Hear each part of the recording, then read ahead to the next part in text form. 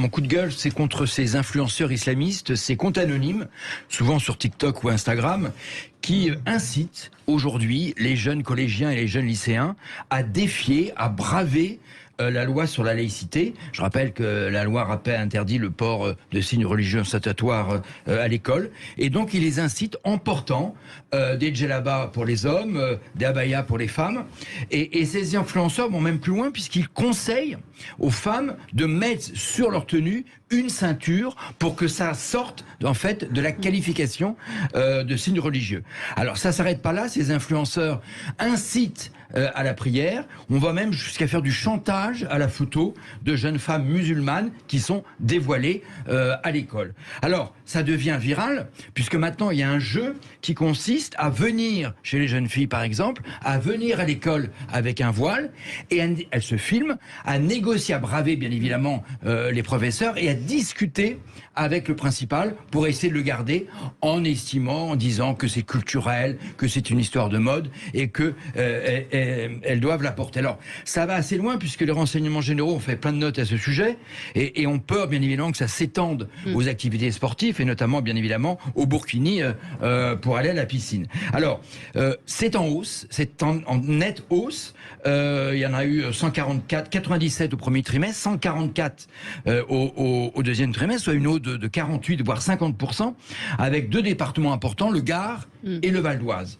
Alors, le problème, c'est qu'aujourd'hui, les profs sont totalement démunis par rapport à ça. Ils ne sont pas formés pour ça. Comment voulez-vous faire face à une jeune de 14 ans? Bien sûr, une jeune de 14 ans qui dit enlève ton voile, enlève ton... Et la personne répond non, non. Et souvent, d'ailleurs, les professeurs accusent le coup. C'est la fameuse culture du pas de vague et c'est extrêmement compliqué. Voilà, donc ça relance le débat. Pour moi, en tout cas, peut-être une des solutions, c'est effectivement l'uniforme à l'école qui pourrait effectivement résoudre ce problème-là. Mais c'est très très inquiétant dans les mois. Oui, une forme alors, il y a des réponses qui peuvent être faites. D'abord, il faudrait plus de mixité sociale dans les écoles. On s'aperçoit que ces faits-là sont bien évidemment toujours dans certaines villes de banlieue et dans des collèges ou lycées classés de ZEP. Bon. Deuxièmement, il faut former les élus surtout. Ils font de l'autocensure. Les élus, pardon, les professeurs. Ouais. Ils font de l'autocensure.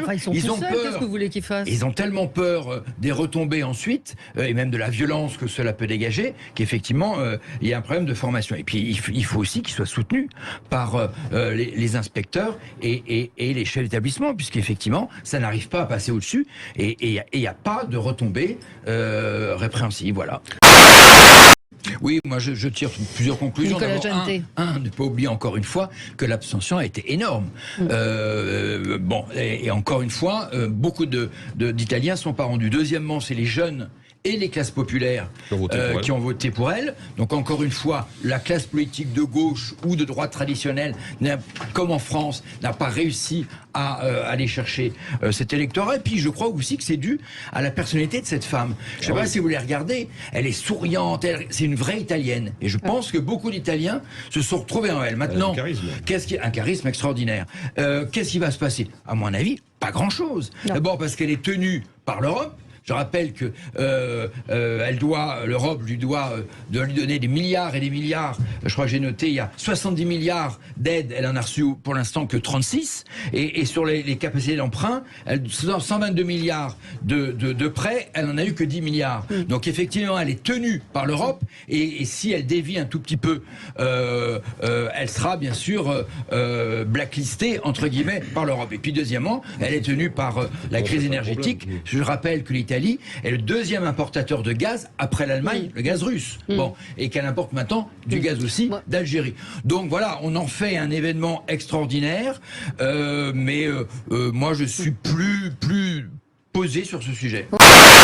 Jean-Luc, c'est quand même. Jean-Luc, c'est quand même que des hommes effectivement sur les plateaux. Jean-Luc, c'est quand même très étonnant cette démission à la fois de son siège de vice-président de l'Assemblée nationale, il reste député, et puis de secrétaire général d'Europe Écologie Les Verts.